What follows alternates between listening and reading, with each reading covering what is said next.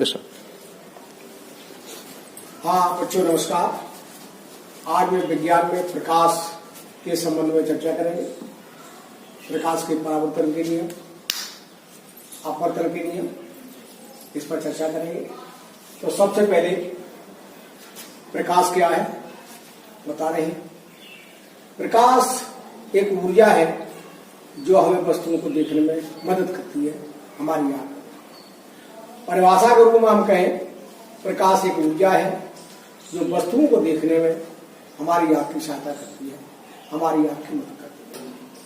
प्रकाश की जो चाल है वो 3 × 10⁸ मीटर प्रति सेकंड होती है। इसमें हम प्रकाश के परावर्तन के बारे में, अपवर्तन के बारे में चर्चा करेंगे। तो पहले मैं प्रकाश की परिभाषा बता रहे हैं।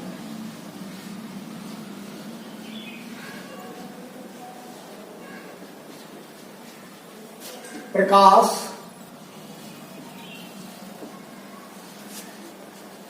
एक ऊर्जा है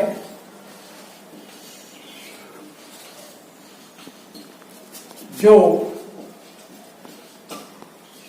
वस्तुओं को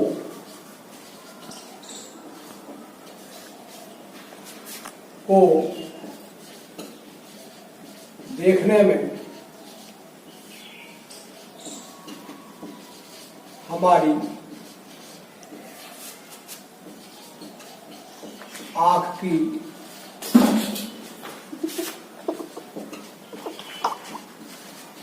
सहायता करती है।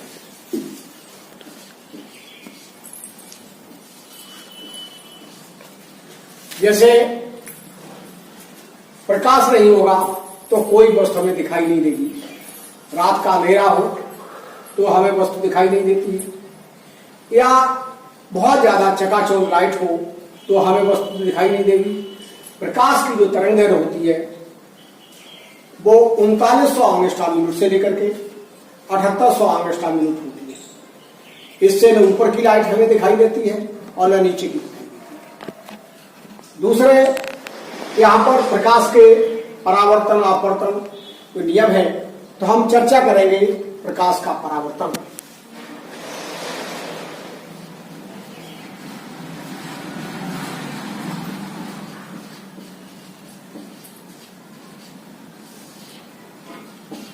प्रकाश का परावर्तन क्या है? प्रकाश का परावर्तन का आशय है लौट जाना, वापस लौटना। इसकी छोटी सी परिभाषा यह है कि प्रकाश का किसी तल से टकराकर उसी माध्यम में वापस लौटने की घटना को प्रकाश का परावर्तन कहते हैं। पुनः सुने, प्रकाश का किसी तल से टकराकर उसी माध्यम में वापस लौटने की घटना को प्रकाश का परावर्तन कहते हैं। मैं परिभाषा लिख रहा हूं। प्रकाश का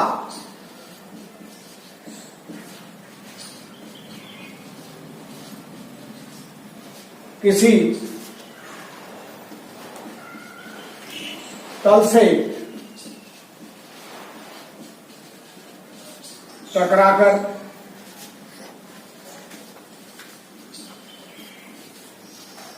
उसी माध्यम में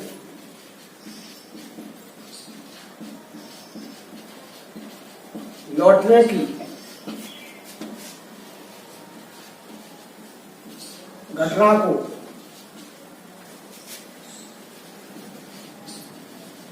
प्रकाश का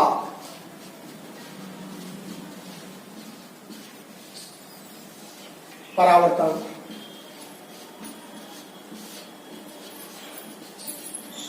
कहते हैं। परावर्तन का उदाहरण एक छोटा सा देखें।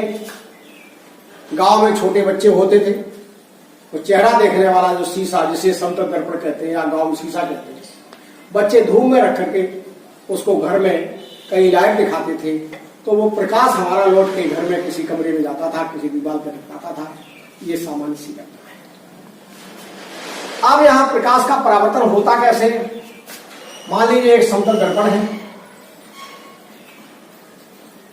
जिसे गांव की भाषा में शीशा कहते हैं। ये कांच है, कांच में एक तरफ में वार्निश की गई है, उससे परावर्तन नहीं होगा। जो उसका तल खुला हुआ उससे परावर्तन होगा। जो इस पर किरण आएगी उसे हम आपातीकरण कहेंगे। क्या कहेंगे? आपातीकरण कहेंगे। यहां पर हम अवलंब खड़ा करें। अवलंब वो बिंदु होगा जहां आपातीकरण इससे टकराती है। वहां पर अवलंब का मतलब 90 अंश का कोण बनाए हम दर्पण के सापेक्ष। किसके सापेक्ष? दर्पण के सापेक्ष। तो जितने ये कोण से अविलंब के साथ कोण बनाती है उसे हम आपतन कोण कहेंगे। अविलंब और आपतित किरण के बीच बने कोण को हम आपतन कोण कहेंगे। और जितने कोण से आपतित हुई है उतने कोण से वापस हो जाएगी। इस किरण को हम परावर्तित किरण कहेंगे। क्या कहेंगे? परावर्तित। और ये जो कोण बनेगा इसको हम कहते हैं परावर्तन कोण। यहां पर यह नियम है कि जितना कोण आपतन का होगा उतना ही कोण परावर्तन का होगा, या कहिए दोनों कोण आपस में बराबर होते हैं। तो फिर समझे, ये हमारा समतल दर्पण है।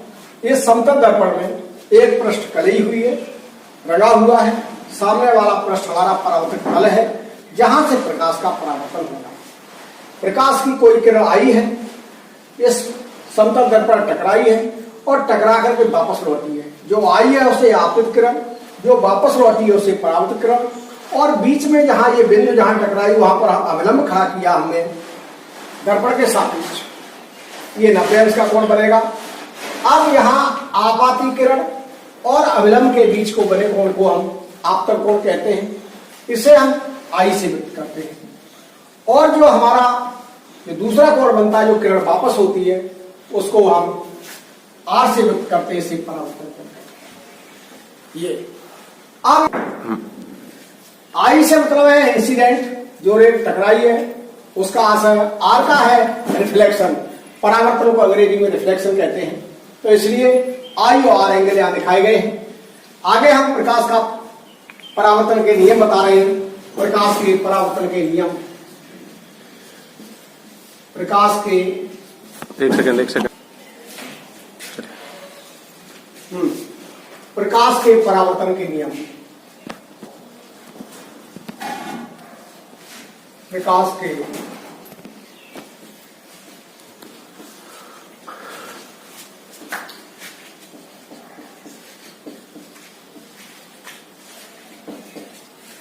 प्रकाश के परावर्तन के 2 नियम हैं। नंबर 1 आपातीकरण, परावर्तित किरण और आपतन बिंदु पर अवलंब तीनों एक ही तल में होते हैं। दूसरा, आपतन कोण सदैव परावर्तन कोण के बराबर होता है। दोबारा बता रहे हैं। नंबर 1 सुन ले। नंबर 1 आपतन कोण सदैव परावर्तन कोण के बराबर होता है। नंबर 2 आपतित किरण, परावर्तित किरण और आपतन बिंदु पर अवलंब तीनों एक ही तल में होते हैं, एक लेवल एक प्लेन में होते हैं। ये इसकी दूरियां हैं। ये हम चित्र बना रहे हैं।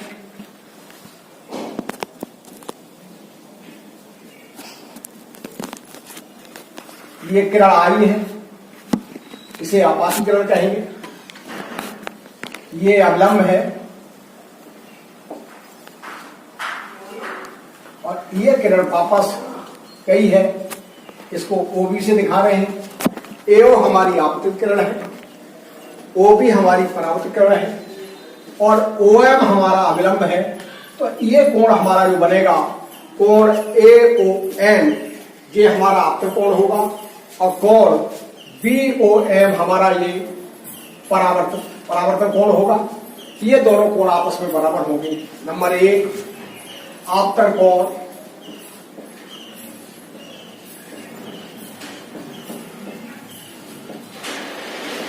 सदैव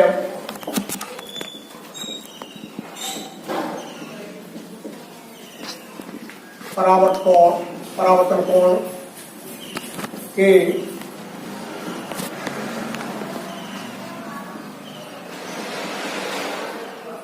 बराबर होगा। कोण आई कोण आर के बराबर होगा। कहने का मतलब कोण आई अगर 45 है तो आर भी 45 होगा।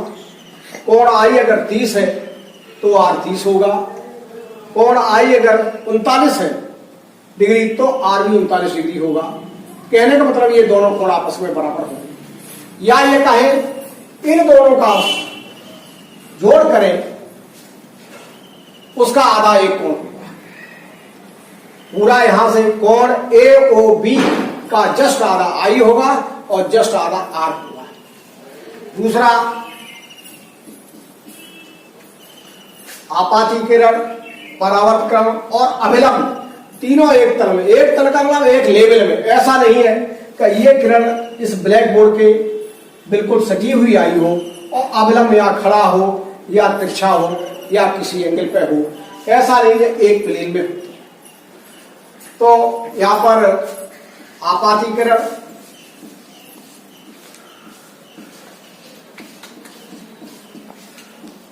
परावर्तित किरण,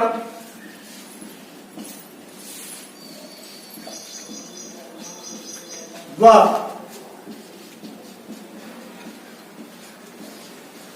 आपतन बिंदु पर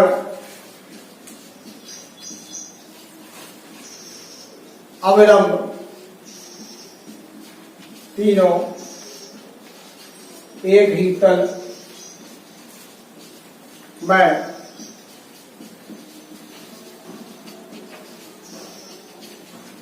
ये परावर्तन के दो नियम हैं। आपतन कोण सदैव परावर्तन कोण के बराबर होगा। नंबर 2, आपाती किरण, आने वाली किरण, परावर्त किरण, वापस लौटने वाली किरण, और अविलंब, ये तीनों एक ही तल में होते हैं। इसके साथ साथ कुछ मैं और बताना चाहता हूं। दो समतल दर्पणों के बीच कोई वस्तु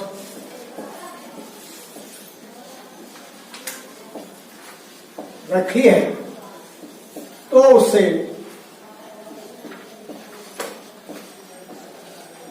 कितने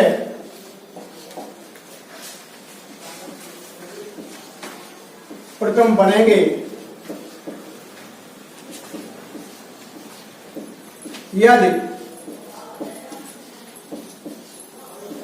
दोनों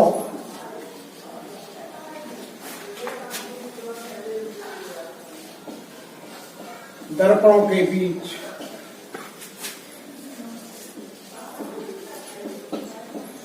का कोण थीटा।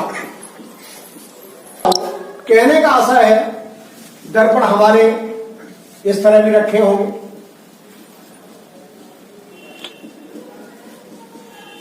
यहां कोई वस्तु रखी है, दर्पण हमारे इस तरह भी होंगे,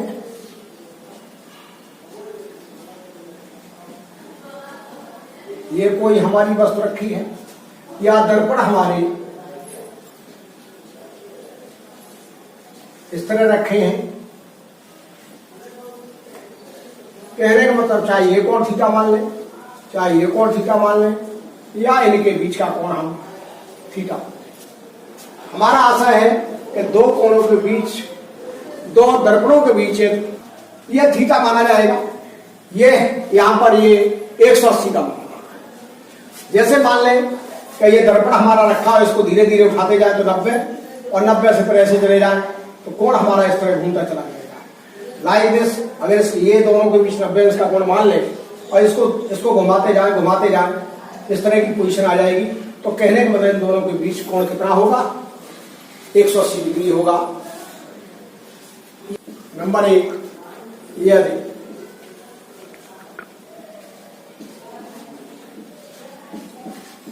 दो दर्पणों के बीच का कोण थीटा है तो प्रतिबिंबों की संख्या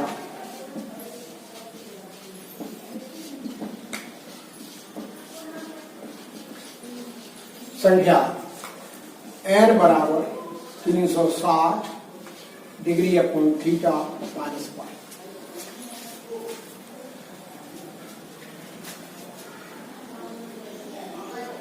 यदि थीटा बराबर 0 अंश, कितना 0 अंश, तो n बराबर होगा 360 अपॉन 0 डिग्री माइनस 1 अर्थात अनंत माइनस 1 अर्थात अनंत। कहने का आशय ये है कि अगर दो दर्पण बिल्कुल सीधे रखे हैं, इस तरह से समानता रखे हैं, तो इनके बीच का कोण 0 डिग्री होगा। कितना होगा 0 डिग्री होगा।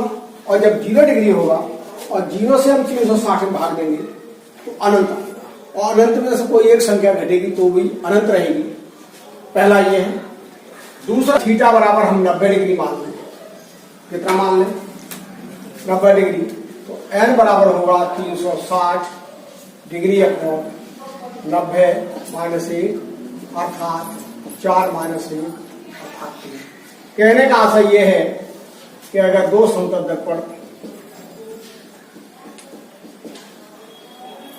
90 डिग्री पर रखे हैं और इनके बीच कोई एक वस्तु रखी है, उसके 3 प्रतिबिंब बनेंगे। कितने बनेंगे 3 बनेंगे। यदि हम नंबर 3 में मान लें थीटा बराबर 60 डिग्री, इन दर्पणों के बीच का कोण 60 डिग्री होगा,